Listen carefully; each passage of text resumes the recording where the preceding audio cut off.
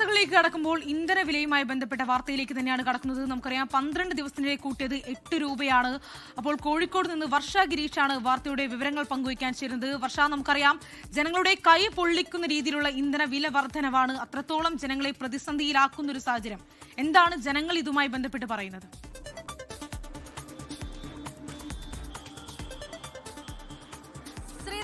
ഈ രണ്ടാഴ്ചക്കിടെ 4 തവണയാണ് ഇന്ധനവില വർദ്ധിച്ചത്. നിലവിൽ ഇപ്പോൾ ഈ 12 ദിവസത്തിനിടെ 8 രൂപയിലധികം വർദ്ധിച്ചു എന്നുള്ളതാണ് ജനങ്ങളെ കൂടുതൽ ആശങ്കയിലാക്കുന്ന കാര്യം. ഇന്ധനവില എല്ലാം നമ്മൾ മുന്നിൽ കണ്ടിരുന്നുവെങ്കിലും ഇത്രമാത്രം വലിയ രീതിയിൽ അത് ഉയരുമെന്നുള്ള കാര്യം തീരെ ചിന്തിച്ചിരുന്നില്ല എന്നുള്ള കാര്യമാണ് പ്രധാനമായും ജനങ്ങൾ പറയുന്നത്. എന്തായാലും നിലവിൽ ഇപ്പോൾ കോഴിക്കോട് പെട്രോളിന് 113 രൂപ 71 പൈസയും അതേപോലെ തന്നെ ഡീസലിന് 102 രൂപ 78 പൈസയുമാണ് നിലവിലുള്ളത്. എന്തായാലും ഇത് വളരെ ജനങ്ങളെ വളരെയധികം ദോഷമായി ബാധിക്കുമെന്നുള്ള കാര്യത്തിൽ യാതൊരു സംശയവുമില്ല. ഇവിടെ ഒരുപാട് പേർ നിലവിൽ പെട്രോൾ അടിക്കാനും ഡീസൽ അടിക്കാനുമായി എല്ലാം എത്തിയിട്ടുണ്ട്. നമുക്ക് അവരോട് തന്നെ ചോദിക്കാം. ചേച്ചി, ഈ ദിവസത്തിനിടെ വലിയ രീതിയിലാണ് പെട്രോളിന്റെ വില വർദ്ധിച്ചത്. പെട്രോൾ ഡീസലിന്റെ വലിയൊരു തിരിച്ചടിയായിട്ട്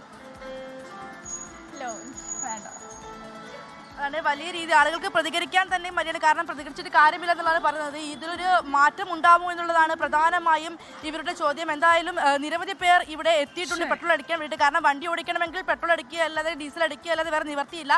എത്ര വില കൂടിയാലും അത് ചെയ്യുക അല്ലാതെ മറ്റു നിവർത്തിയില്ല എന്നുള്ള കാര്യം നമുക്കറിയാം. എന്തായാലും നമുക്ക് ഇവിടെ വന്നിട്ട് ഓട്ടോ ചേട്ടനുണ്ട്, ചേട്ടനോട് ചോദിക്കാം. ചേട്ടാ, പെട്രോൾ വിലയും ഡീസൽ വിലയിലും ഇപ്പം 2 ആഴ്ചക്കിടെ വലിയ വർധനമാണ് ഉണ്ടായിട്ടുള്ളത്. എന്ത് തോന്നുന്നു? എങ്ങനെ മനസ്സിലായില്ല? പെട്രോൾ വിലയിൽ വലിയ വർധനമാണ് ഉണ്ടായിട്ടുള്ളത് ഇപ്പം ഈ 2 ആഴ്ചക്കിടെ. അപ്പൊ എന്ത് തോന്നുന്നു? പെട്രോൾ വില വർധനമുള്ളതുകൊണ്ട് നമുക്ക് പണിയൊക്കെ വളരെ മോശമാണ്. പൊക്കുന്നില്ല, അടിച്ച് ഡീസൽ കാണില്ലേ, വളരെ മോശമാണ്. ജീവിക്കാൻ പറ്റാത്ത അവസ്ഥയാണ്. പൊതുവെ പണി കുറവാണ് ഇവിടെ. കോഴിക്കോട് എന്നല്ല എല്ലാ സ്ഥലത്തും പണി കുറവാണ്. അപ്പോൾ ഡീസലിനൊക്കെ ഇങ്ങനെ വില കൂടിയാൽ എന്താ ചെയ്യുക?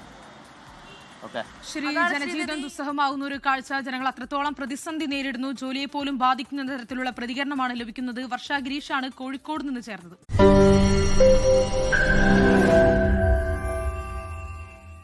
ലോകത്തെവിടെയായാലും ഏത് സമയത്തും 24 വാർത്തകളും ഓഗ്മെന്റഡ് റിയാലിറ്റി പാക്കേജുകളും എക്സ്പ്ലെയിനറുകളും വിശദമായി കാണാൻ ഞങ്ങളുടെ യൂട്യൂബ് ചാനൽ നിങ്ങൾക്ക് സബ്സ്ക്രൈബ് ചെയ്യാം.